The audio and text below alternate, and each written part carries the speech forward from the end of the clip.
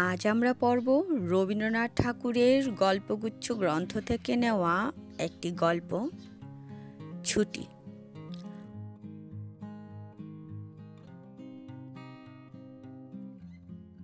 বালকদিগের সর্দার ফটিক চক্রবর্তীর মাথায় চট করিয়া একটা নতুন ভাবোদয় হইল। নদীর ধারে একটা প্রকাণ্ড শালকাষ্ঠ মাস্তুলে রূপান্তরিত হইবার প্রতীক্ষায় পড়িয়াছিল। স্থির হইল সেটা সকলে মিলিয়া গড়াইয়া লইয়া যাইবে। যে ব্যক্তির কাঠ আবশ্যককালে তাহার যে কতখানি বিস্ময়, বিরক্তি এবং অসুবিধা বোধ হইবে তাহাই উপলব্ধি করিয়া বালকেরা এ প্রস্তাবে সম্পূর্ণ অনুমোদন করিল। কুমোর বাঁধিয়া সকলেই যখন মনোযোগের সহিত কার্যে প্রবৃত্ত হইবার উপক্রম করিতেছে, এমন সময় ফটিকের কনিষ্ঠ মাখনলাল গম্ভীরভাবে সেই গুড়ির উপর গিয়া বসিল। ছেলেরা তাহার এইরূপ উদার ঔদাসীন্য দেখিয়া কিছু বিমর্ষ হইয়া গেল। একজন আসিয়া ভয়ে ভয়ে তাহাকে একটু আটটু ঠেলিল, কিন্তু সে তাহাতে কিছুমাত্র বিচলিত হইল না। এই অকাল তত্ত্বজ্ঞানী মানব সকল প্রকার ক্রিয়ার অসারতা সম্বন্ধে নীরবে চিন্তা করিতে লাগিল। ফটিক আসিয়া আস্ফালন করিয়া কহিল, দেখ, মার খাবি, এবেলা উঠ। সে তাহাতে আরও একটু নড়িয়া চড়িয়া আসনটি বেশ স্থায়ীরূপে দখল করিয়া লইল। এরূপ স্থলে সাধারণের নিকট রাজসম্মান রক্ষা করিতে হইলে অবাধ্য ভ্রাতার গণ্ডদেশ অনতিবিলম্বে এক চর কষাইয়া দেওয়া ফটিকের কর্তব্য ছিল। সাহস হইল না, কিন্তু এমন একটা ভাব ধারণ করিল যেন ইচ্ছা করলেই এখনই উহাকে রীতিমতো শাসন করিয়া দিতে পারে, কিন্তু করিল না। কারণ পূর্বাপেক্ষা আর একটা ভালো খেলা মাথায় উদয় হইয়াছে, তাহাতে আরও একটু বেশি মজা আছে। প্রস্তাব করিল, মাখনকে শুদ্ধ ওই কাঠ গড়াইতে আরম্ভ করা যাক।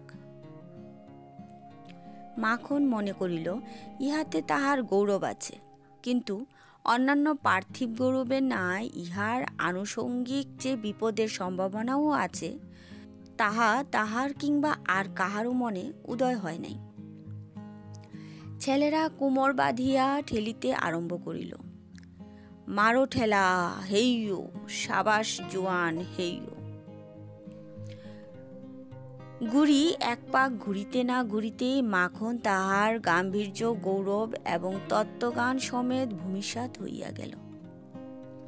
খেলার আরম্ভেই এরূপ আশাতীত ফল লাভ করিয়া অন্যান্য বালকেরা বিশেষ হৃষ্ট হইয়া উঠিল, কিন্তু ফটিক কিছু শশব্যস্ত হইল।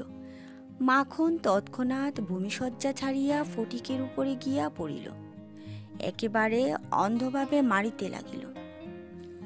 তাহার নাকে মুখে আঁচড় কাটিয়া কাঁদিতে কাঁদিতে গৃহাভিমুখে গমন করিল। খেলা ভাঙ্গিয়া গেল। ফটিক গোটাকত কাশ উৎপাটন করিয়া লইয়া একটা অর্ধনিমগ্ন নৌকার গুলাইয়ের উপরে চড়িয়া বসিয়া চুপচাপ করিয়া কাশের গোড়া চিবাইতে লাগিল। এমন সময় একটা বিদেশি নৌকা ঘাটে আসিয়া লাগিল। একটি অর্ধবয়সী ভদ্রলোক কাঁচা গোঁফ এবং পাকা চুল লইয়া বাহির হইয়া আসিলেন। বালককে জিজ্ঞাসা করিলেন, চক্রবর্তীদের বাড়ি কোথায়? বালক ডাটা চিবাইতে চিবাইতে কহিল, ওই হোতা। কিন্তু কোন দিকে যে নির্দেশ করিল কাহারও বুঝিবার সাধ্য রহিল না। ভদ্রলোকটি আবার জিজ্ঞাসা করিলেন, কোথা? সে বলিল, জানি নে, বলিয়া পূর্ববৎ তৃণমূল হইতে রসগ্রহণের প্রবৃত্ত হইল। বাবুটি তখন অন্য লোকের সাহায্য অবলম্বন করিয়া চক্রবর্তীদের গৃহের সন্ধানে চলিলেন। অবিলম্বে বাঘা বাগদি আসিয়া কহিল, ফটিক দাদা, মা ডাকছে। ফটিক কহিল, যাব না। বাঘা তাহাকে বলপূর্বক আরকুলা করিয়া তুলিয়া লইয়া গেল। ফটিক নিষ্ফল আক্রোশে হাত পা ছুড়িতে লাগিল। ফটিককে দেখিবা মাত্র তাহার মা অগ্নিমূর্তি হইয়া কহিলেন, আবার তুই মাখনকে মেরেছিস? ফটিক কহিল, না মারিনি। ফের মিথ্যে কথা বলছিস?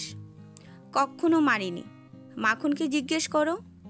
মাখনকে প্রশ্ন করাতে মাখন আপনার পূর্ব নালিশে সমর্থন করিয়া বলিল, হ্যাঁ মেরেছে। তখন আর ফটিকের সহ্য হইল না। দ্রুত গিয়া মাখনকে এক সশব্দ চর কষাইয়া দিয়া কহিল, ফের মিথ্যে কথা। মা মাখনের পক্ষ লইয়া ফটিককে সবেগে নাড়া দিয়া তাহার পৃষ্ঠে দুটা তিনটা প্রবল চপেটাঘাত করিলেন। ফটিক মাকে ঠেলিয়া দিল। মা চিৎকার করিয়া কহিলেন, তুই আমার গায়ে হাত তুলিস? এমন সময়ে সেই কাঁচা পাকা বাবুটি ঘরে ঢুকিয়া বলিলেন, কি হচ্ছে তোমাদের? ফটিকের মা বিস্ময়ে আনন্দে অভিভূত হইয়া কহিলেন, ও মা, এ যে দাদা, তুমি কবে এলে? বলিয়া গড় করিয়া প্রণাম করিলেন। বহুদিন হইল দাদা পশ্চিমে কাজ করিতে গিয়াছিলেন। ইতিমধ্যে ফটিকের মার 2 সন্তান হইয়াছে। তাহারা অনেকটা বাড়িয়া উঠিয়াছে। তাহার স্বামীর মৃত্যু হইয়াছে, কিন্তু একবারও দাদার সাক্ষাৎ পায় নাই। আজ বহুকাল পরে দেশে ফিরিয়া আসিয়া বিশম্বরবাবু তাহার ভগিনীকে দেখিতে আসিয়াছেন। কিছুদিন খুব সমারোহে গেল। অবশেষে বিদায় লইবার 2-1 দিন পূর্বে বিশম্বরবাবু তাহার ভগিনীকে ছেলেদের পড়াশোনা এবং মানসিক উন্নতি সম্বন্ধে প্রশ্ন করিলেন। উত্তরে ফটিকের অবাধ্য উচ্ছৃঙ্খলতা, পাঠে অমনোযোগ এবং মাখনের সুশান্ত সুশীলতা ও বিদ্যানুরাগের বিবরণ শুনিলেন। তাহার ভগিনী কহিলেন, ফটিক আমার হাড় জ্বালাতন করিয়াছে। শুনিয়া বিশম্বর প্রস্তাব করিলেন, তিনি ফটিককে কলকাতায় লইয়া গিয়া নিজের কাছে রাখিয়া শিক্ষা দিবেন। বিধবা এ প্রস্তাবে সহজেই সম্মত হইলেন। ফটিককে জিজ্ঞাসা করিলেন, কেমন রে ফটিক, মামার সঙ্গে কলকাতায় যাবি? ফটিক লাফাইয়া উঠিয়া বলিল, যাব। যদিও ফটিককে বিদায় করিতে তাহার মায়ের আপত্তি ছিল না, কারণ তাহার মনে সর্বদাই আশঙ্কা ছিল কোন দিন সে মাখনকে জলেই ফেলিয়া দেয় কি মাথায় ফাটায় কি একটা দুর্ঘটনা ঘটায়। তথাপি ফটিকের বিদায় গ্রহণের জন্য এতাদৃশ আগ্রহ দেখিয়া তিনি ঈষৎ ক্ষুণ্ণ হইলেন। কবে যাবে, কখন যাবে করিয়া ফটিক তাহার মামাকে অস্থির করিয়া তুলিল। উৎসাহে তাহার রাত্রে নিদ্রা হয় না। অবশেষে যাত্রাকালে আনন্দের ঔদার্যবশত তাহার ছিপ, ঘুড়ি, ল্যাটাই সমস্ত মাখনকে পুত্র পৌত্রাদিক্রমে ভোগ দখল করিবার পুরা অধিকার দিয়া গেল। কলিকাতায় মামার বাড়ি পৌঁছিয়া প্রথমত মামির সঙ্গে আলাপ হইল। মামি এই অনাবশ্যক পরিবার বৃদ্ধিতে মনে মনে যে বিশেষ সন্তুষ্ট হইয়াছিলেন তাহা বলিতে পারি না। তাহার নিজের 3টি ছেলে লইয়া তিনি নিজের নিয়মে ঘরকন্যা পাতিয়া বসিয়া আছেন। ইহার মধ্যে সহসা একটি 13 বৎসরের অপরিচিত অশিক্ষিত পাড়াগাঁয়ে ছেলে ছাড়িয়া দিলে কিরূপ একটা বিপ্লবের সম্ভাবনা উপস্থিত হয়। বিশম্বরের এত বয়স হইল, তবু কিছুমাত্র যদি গান কাণ্ড আছে। বিশেষত 13-14 বছরের ছেলের মতো পৃথিবীতে এমন বালাই আর নাই। শোভাও নাই, কোনো কাজেও লাগে না। স্নেহও উদ্রেক করে না। তাহার সঙ্গসুখও বিশেষ প্রার্থনীয় নহে। তাহার মুখে আধো আধো কথাও ন্যাকামি, পাকা কথাও জ্যাঠামি এবং কথা মাত্রই প্রগল্ভতা। হঠাৎ কাপড় চোপড়ের পরিমাণ রক্ষা না করিয়া বেমানান রূপে বাড়িয়া উঠে। লোকে সেটা তাহার একটা কুশ্রী স্পর্ধাস্বরূপ গান করে। তাহার শৈশবের লালিত্য এবং কণ্ঠস্বরের মিষ্টতা সহসা চলিয়া যায়। লোকে সেজন্য তাহাকে মনে মনে অপরাধ না দিয়া থাকিতে পারে না। শৈশব এবং যৌবনের অনেক দোষ মাপ করা যায়, কিন্তু এই সময়ের কোনো স্বাভাবিক অনিবার্য ত্রুটিও যেন অসহ্য বোধ হয়। সেও সর্বদা মনে মনে বুঝিতে পারে পৃথিবীর কোথাও সে ঠিক খাপ খাইতেছে না।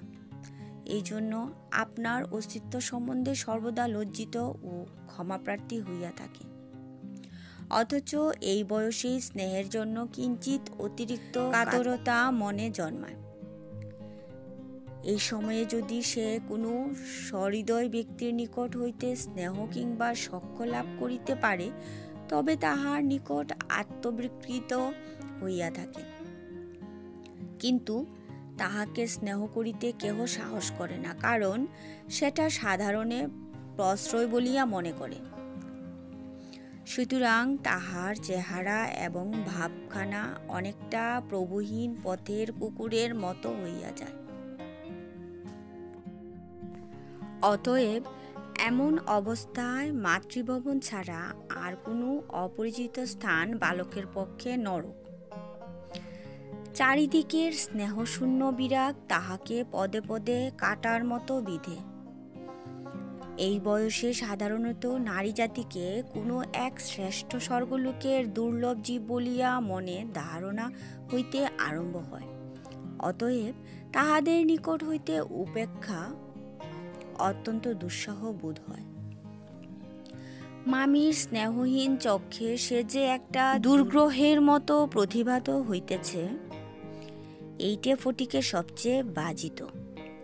মামি যদি দৈবাৎ তাহাকে কোনো একটা কাজ করিতে বলিতেন, তাহা হইলে সে মনের আনন্দে যতটা আবশ্যক তার চেয়ে বেশি কাজ করিয়া ফেলিত। অবশেষে মামি যখন তাহার উৎসাহ দমন করিয়া বলিতেন, ঢের হয়েছে, ঢের হয়েছে, ওতে আর তোমায় হাত দিতে হবে না, এখন তুমি নিজের কাজে মন দাওগে, একটু পড়োগে যাও, তখন তাহার মানসিক উন্নতির প্রতি মামির এতটা যত্ন বাহুল্য তাহার অত্যন্ত নিষ্ঠুর অবিচার বলিয়া মনে হইত। ঘরের মধ্যে এইরূপ অনাদর, ইহার পর আবার হাফ ছাড়িবার জায়গা ছিল না। দেয়ালের মধ্যে আটকা পড়িয়া কেবলই তাহার সেই গ্রামের কথা মনে পড়িত।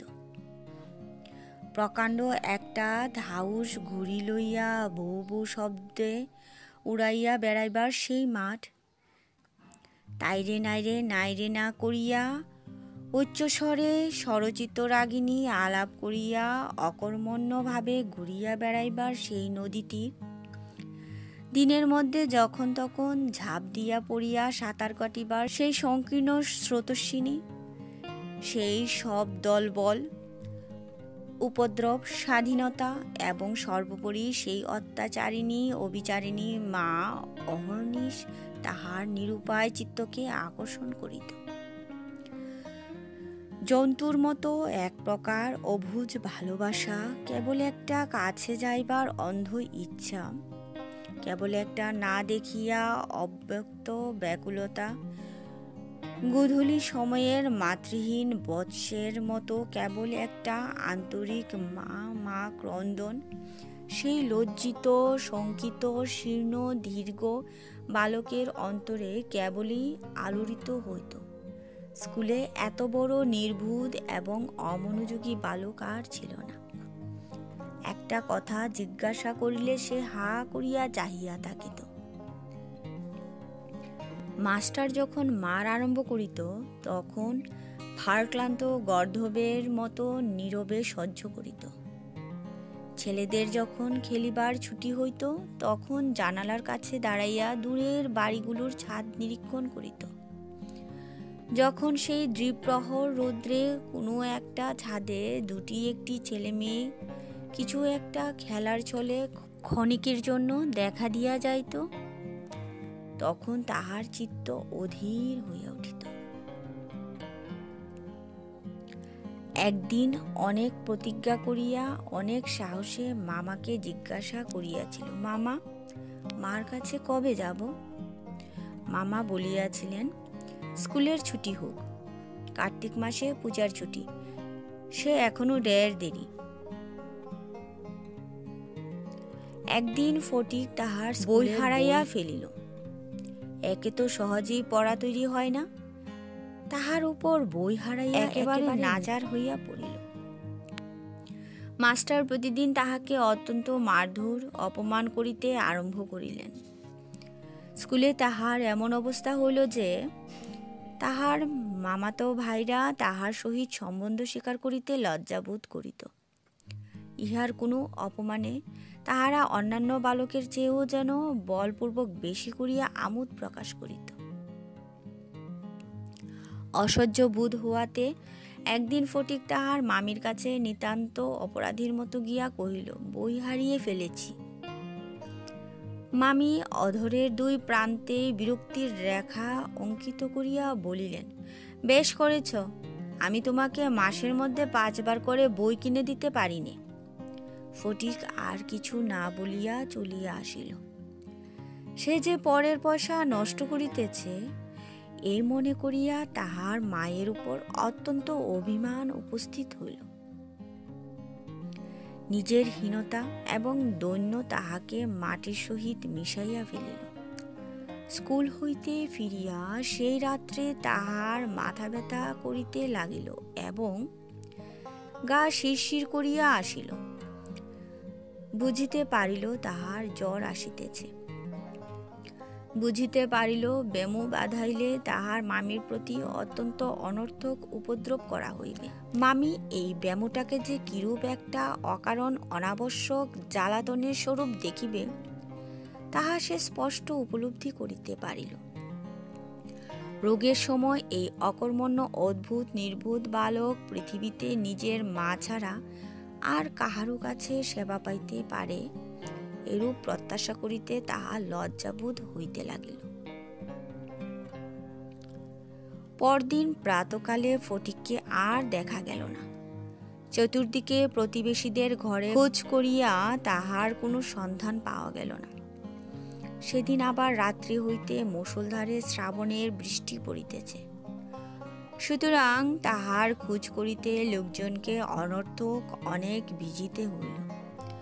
অবশেষে কোথাও না পাইয়া বিশম্বরবাবু পুলিশে খবর দিলেন। সমস্ত দিনের পর সন্ধ্যার সময় একটা গাড়ি আসিয়া বিশম্বরবাবুর বাড়ির সম্মুখে দাঁড়াইল।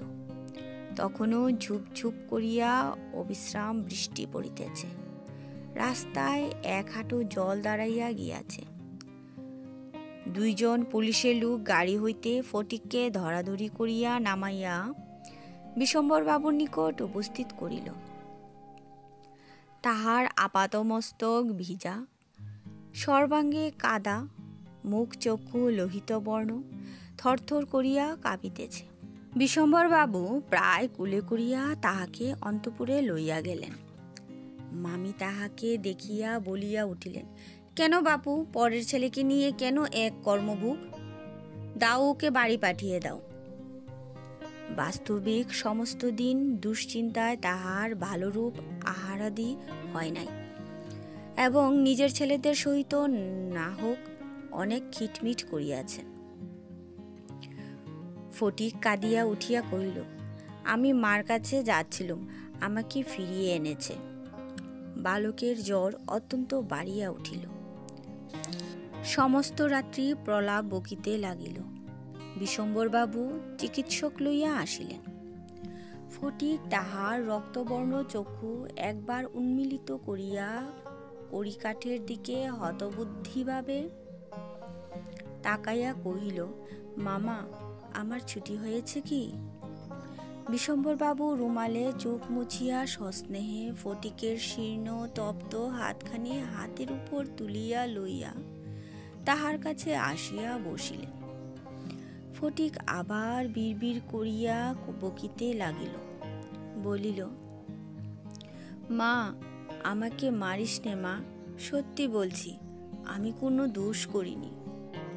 পরদিন দিনের বেলা কিছুক্ষণের জন্য সচেতন হইয়া ফটিক কাহার প্রত্যাশায় ফেল ফেল করিয়া ঘরের চারিদিকে চাহিল।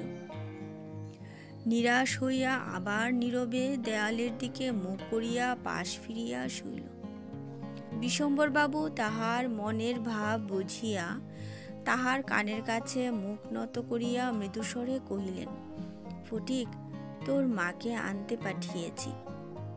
তাহার পরদিনও কাটিয়া গেল। ডাক্তার চিন্তিত বিমর্ষ মুখে জানাইলেন, অবস্থা বড়ই খারাপ।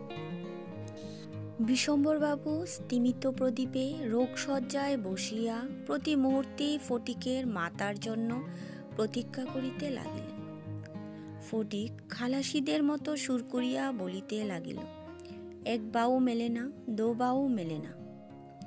কলিকাতায় আসিবার সময় কতকটা রাস্তা স্টিমারে আসিতে হইয়াছিল। খালাসিরা কাছি ফেলিয়া সুর করিয়া জল মাপিত।